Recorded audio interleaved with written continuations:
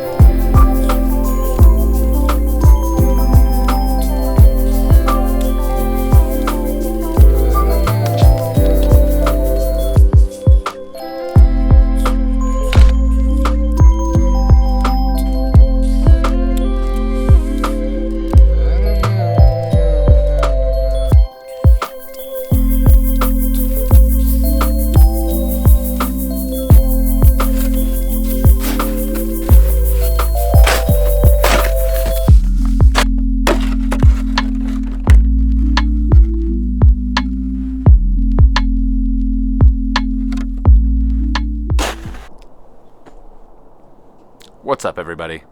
Well, you might have wondered what I was just trying to do. It really didn't work out for me the way that I wanted to.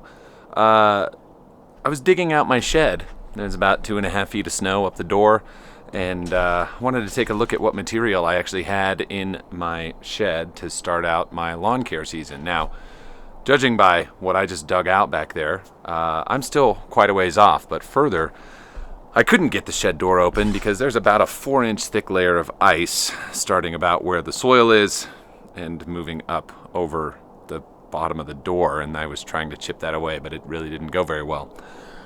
So I'm just going to have to leave that for a little bit. The sun is still kind of in the southern sky, and the front of that shed is facing north, so that might actually have some snow on it for a while, but we'll deal with that later. But you may be wondering why I was actually out there looking for that today. A lot of stuff is sparking off at the moment, and it seems like it makes sense to be looking at what you have in inventory and how you're going to be starting your season. And it is still February for another day, but temperatures today up here in the mountains are supposed to be almost 50 degrees today, and it is actually very nice.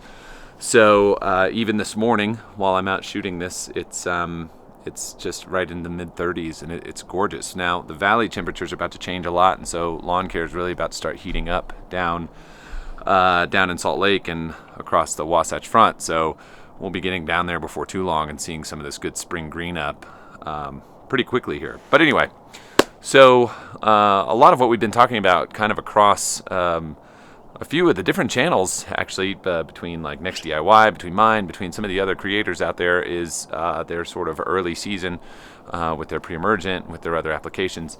And the one thing that I think I am actually low on at the moment is Humic 12 and Aerate.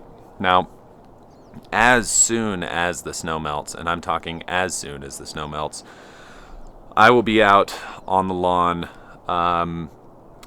putting down both Humic and Aerate to get started, and then I'm going to wait a little bit because we'll still have some very, very cold temperatures and the soil won't be in a place for it, and then I will apply my first nitrogen application. Now, I'm still going to go with the no pre-emergent plan. I'm still on that. This will make my 5th season on the lawn with no pre-emergent, and I think it's important to talk about that because I don't know that plan is actually for everybody, and it can be really complicated to accomplish. So let me just sort of tell the story of the lawn, and then you can kind of get an idea of how it got to be where it is and why it can do that.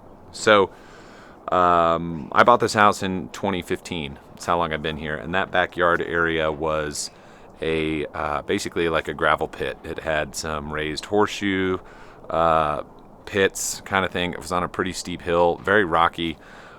loads and loads of sort of a gravel medium. And I wanted to put in a place for, obviously, needed some grass around here. There was none on the property, on the acre that I've got here, and build a playground for my kids and, make it kind of a nice backyard. So I started grading out that ground, spread that gravel around, kind of moved it, filled in some low areas, and built the rock retaining wall that goes around that backside. Some topsoil was brought in. Other was pulled from the native side of the backyard. What I scraped off the hillside, I pulled down. So everything that was in there, I actually found quite a good vein behind my back fence where the shed sits currently, and up through a strip in the sort of what looks kind of undisturbed and wild up there. I found some really good topsoil and pulled that all down onto the lawn. I spread it all out and leveled it. Now, I ordered my turf from a company in Idaho. Had that come down, just Kentucky bluegrass, brought it in, laid it out. So in that first initial, there's just a little less than 1,500 square feet back there. There's not really a ton. It is not irrigated through a sprinkler system. I have, my own little method that I do back there to make sure that it gets plenty of water. But full sun exposure, and here we have very, very low humidity, and there's definitely things that are challenging for growing turf in high desert if you don't have regular irrigation. So I decided at that point, I treated the ground beforehand, so I treated it with humic, and I also started it out with, before I put the grass down, RGS on the soil, and then laid the turf down on top of it, and then treated right over the top of it with 1801 and more RGS like the day that I put it all in. It established very, very quickly. You couldn't see any of the cuts in the turf within a week and a half. It was just clean back there. So I made the decision that I would actually just run this without doing any chemical applications. And the reason that I could do that is that I knew that since this came from a commercial turf farm, that turf would have had pre-emergent applications at some point, because they could have 9 to 15 months depending on how quickly they get that bluegrass out of the ground and to market. So I know that there was going to be some weed controls that were put on it. I know that it would have grown up in an environment where it was beginning treated like that and sort of heavily fed as well. So my goal was to get it immediately down onto very low nutritious program. Okay, so I didn't really want to load it up with nitrogen and start its life off that way. So for the first 2 years of that lawn, it only received MicroGreene 002 as far as any nutrient supplementation. There was no nitrogen put out onto the lawn, no weed controls, no pre-emergent.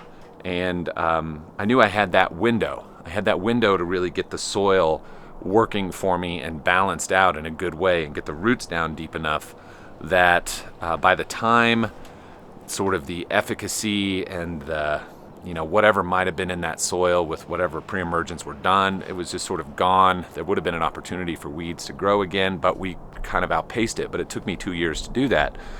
So even into the third year, I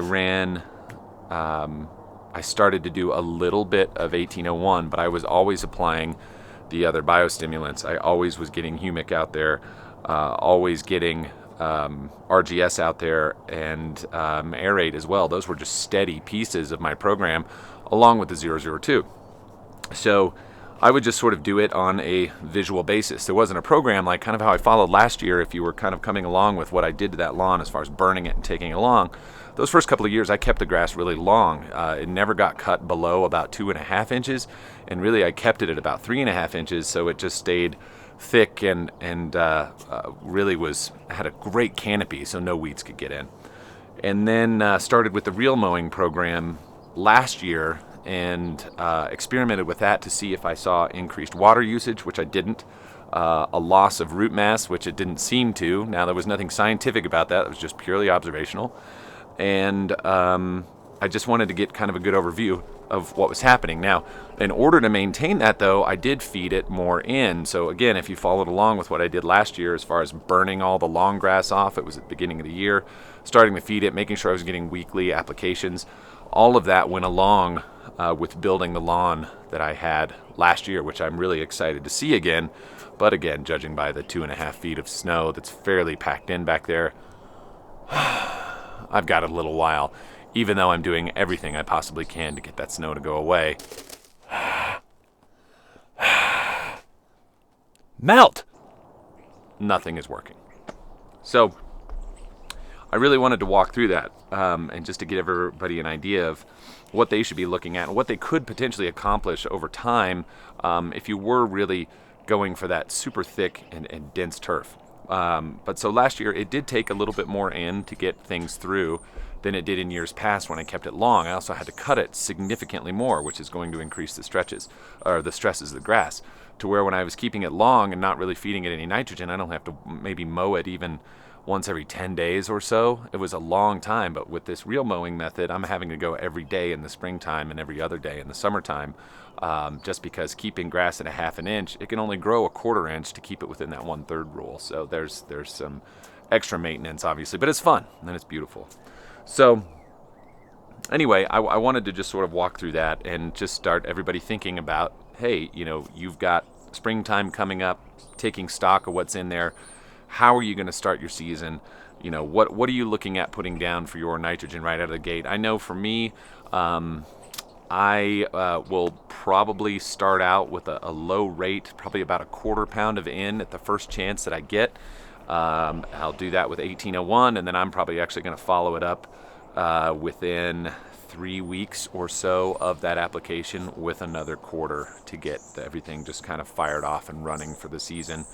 But that might not be until April, could be May. I might be a little ways off from that. So in the meantime, I'm going to enjoy this sunshine, get a little more work done today, and that's really it. If you want to kind of look up and see where some of these other products are that I was just talking about, just check down, link below, or in the description down there. I'll put a link to where you can find products on the Greene County site. And as usual, hit me up with any questions, comments. I'll talk to you guys real soon. See ya.